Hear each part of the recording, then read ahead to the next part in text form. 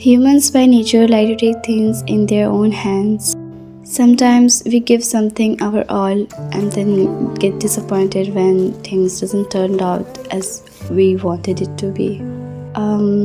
When we don't get the grades we diligently prepared for, when we don't get into med school that we have spent years of dreaming about, and when nothing is going right in our day,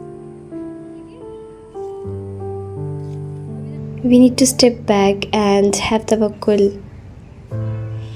So what is tawakkul? Tawakkul is that you believe and you are letting all of your affairs to Allah subhanahu wa ta'ala. You are believing, trusting that Allah subhanahu wa ta'ala will take care of every single thing, even when things looks impossible.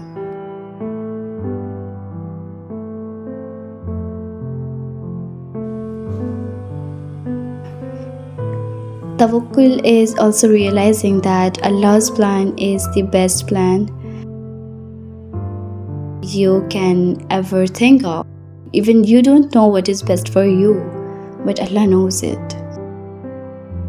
The Prophet Muhammad, peace and blessing be upon him, said that if you trust Allah subhanahu wa ta'ala with the right kind of tawakkul, He will provide you sustenance as He provides for the birds. They go out in the morning empty stomachs and come back in the evening with full stomachs. Knowledge is only beneficial when it's put into effect. It's a brand new semester and the last semester of undergrad for many. Remember, after you give it your all and have full trust that Allah is the best of planners, don't despair when things don't go the way you want.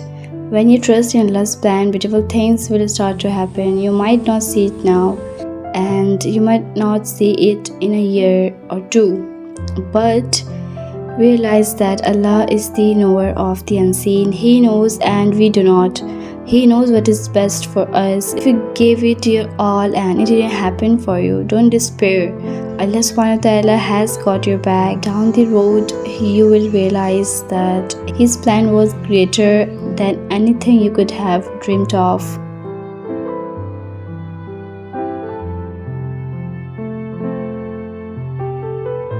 Here I am leaving a beautiful quote by Yasir Bridges. It goes like, to be happy you need two things, tawakkul and rida. Here's what that means. You do your best to get what you want, then you leave it to Allah and trust that He will take care of the rest. Finally, you stay content with whatever Allah has decreed for you. This means that you should not wait to get what you want or question why your parents aren't being answered. Just trust that Allah's got this and He knows what you need better than you.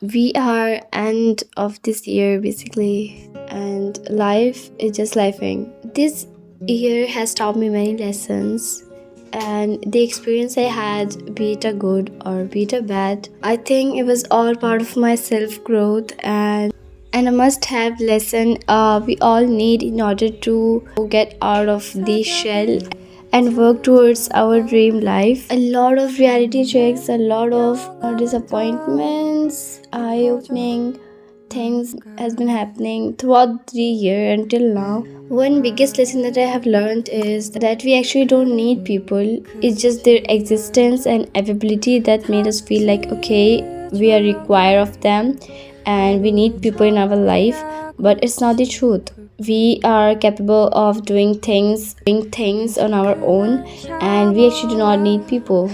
And if you're sad because you're losing people and people you loved ones, do not be, because remember, Allah subhanahu wa ta'ala is removing them from your life for the sake of you and for the sake of your growth. If they were any good, they would have stayed and Allah would have kept them. But so if they are removed from your life, take it as a sign of from Allah subhanahu wa ta'ala that they were of no good but harm. The thing is that 2025 is on like its way, and definitely this year has been like